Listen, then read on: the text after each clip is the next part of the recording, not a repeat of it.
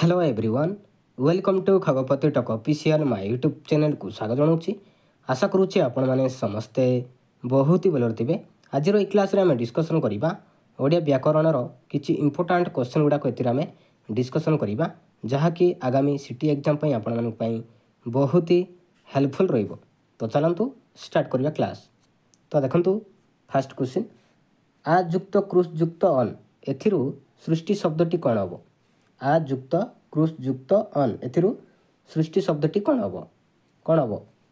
अनायन हम ना आकर्षण हम ना आगमन हम ना आजीवन हम? कौन हम? मन रखिए आकर्षण हम। आ युक्त क्रुश युक्त अन आकर्षण। तो आपण मन पचार आ गोटे क्यों रूप में व्यवहार करा जायछि?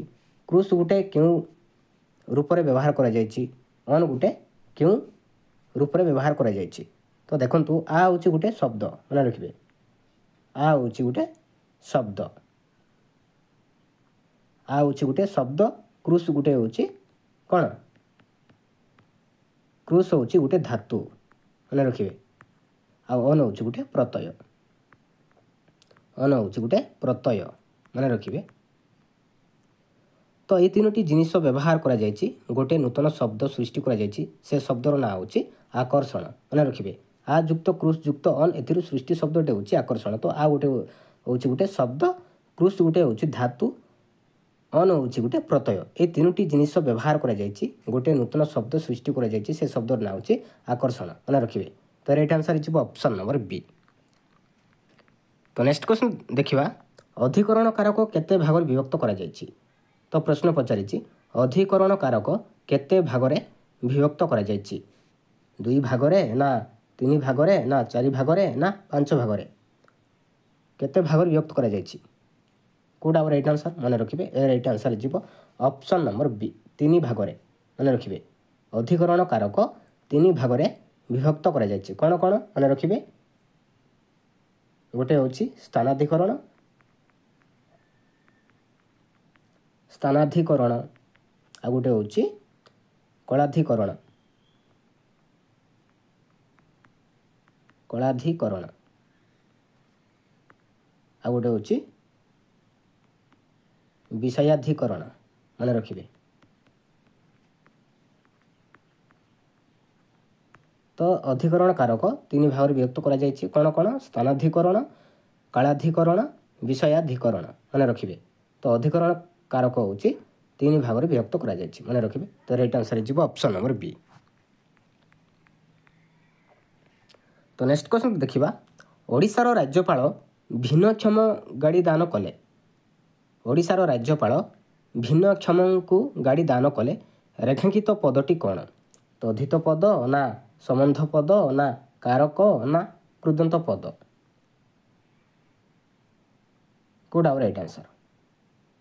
ओडिशार राज्यपाल भिन्नक्षम को गाड़ी दान कले रेखांकित पदटी कौन? एटा होछि गोटे संबंध पद। मन रखिए। तो right answer is option number B.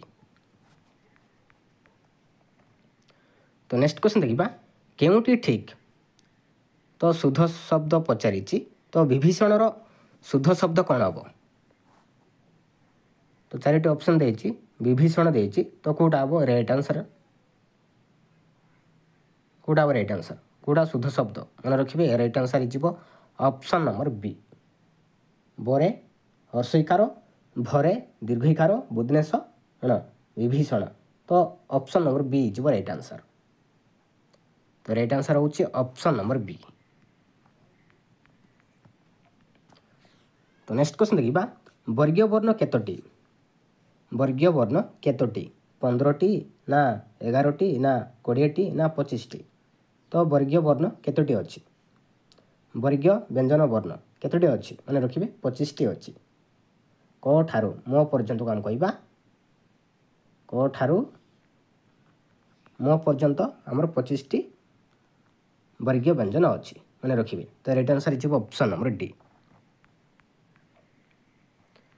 तो नेक्स्ट क्वेश्चन देखिबा सत कहिबाकू किया डरिबी सत कहि पछे मले मरिबी केउ छंदरे लिखित? गुजुरी ना नटवाणी ना चक्रकाली ना दांडी? कोडा हम राइट आंसर? तो आपण गोटे टिप्स कहूँ सत कहिबाकू किया डरिबी तो देखंतु तो सत यहाँ केतोटी अक्षर अच्छी ना दुईटी अच्छी मन रखिए सत दुईटी अक्षर अच्छी कहवाक केतोटी अक्षर अच्छी तो यहाँ हूँ चारोटी अक्षर अच्छी किया केतोटी अक्षर अच्छी दुईटी डोरी भी केतोटी अक्षर अच्छी तीनोटी तो आपण मैंने मिसेबे 2 4 केते 6 6 2 8 8 3 11 तो 11टी तो 11टी जोटी अक्षर आसो कौन कहवा चक्र केली बोली कहवा मन रखिए चक्र केली मन रखिए तो राइट आंसर जी ऑप्शन नंबर सी चक्र केली आ गुजुरी जो वाक्य कि 9टी अक्षर आसो आम कहवा गुजुरी बोली कहवा आ जो वाक्य कि 12टी अक्षर आसो आम कहवा नटवाणी मन रखिए तो इम्पोर्टाट रोचे तो सत कहवा को किया डरबी सत कही पछे मले मरबी क्यों छंदर लिखित ना चक्र केली तो ए 11 गोटी अक्षर अच्छी तो राइट आंसर जी ऑप्शन नंबर सी चक्र केली मन रखिए तो नेक्स्ट क्वेश्चन देखिबा ओडिया भाषा रे व्यवहृत वचन केते प्रकार तो ओडिया भाषा रे वचन केते प्रकार 2 प्रकार ना 4 प्रकार ना 5 प्रकार ना 6 प्रकार केते प्रकार मन रखिए 2 प्रकार वचन होचे 2 प्रकार कौन कौन एक वचन आउ बहु वचन मन रखिए तो राइट आंसर जी ऑप्शन नंबर ए वचन केते प्रकार वचन होचे 2 प्रकार एक वचन बहु वचन मन रखिए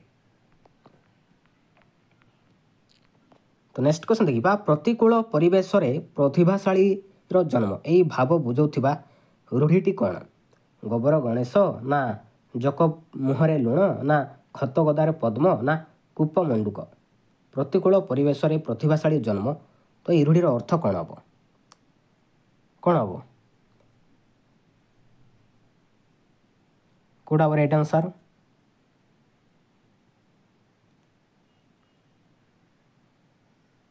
ये right answer is option number D कूप मंडूक मन रखिए प्रतिकूल परिवेश रे प्रतिभाशाली जन्म यही रूढ़ीर अर्थ होचे कूप मंडूक मन रखिए तो right answer is option number D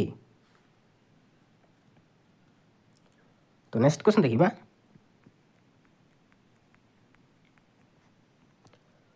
मुह भांगिबा ये रूढ़ीर अर्थ कौन पिला माने मुह भांगिबा ये रूढ़ीर अर्थ कौन मुह को पटिबा ना मुह मड़िबा ना गर्भ भांगिबा ना मुह देबा मुह भांगिबा ये रूढ़ीर अर्थ कौन हम मन रखिए गर्भ भांगिबा हम तो right answer is option number C गर्भ भांगिबा तो नेक्स्ट क्वेश्चन देखिबा निम्नलिखित मध्यरु केउटी मिश्र क्रिया तो ये 4टी ऑप्शन देइछि तो ये 4टी ऑप्शन रो कोडा उठे मिश्र क्रिया उदित हेबा ना सहिबा ना शुणिबा ना जन्मिबा कोडा हम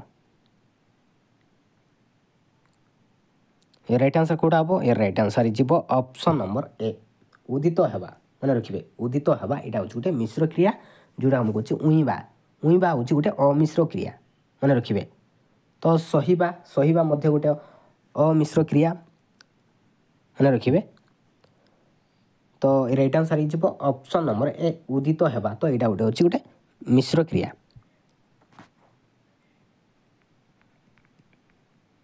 थैंक यू।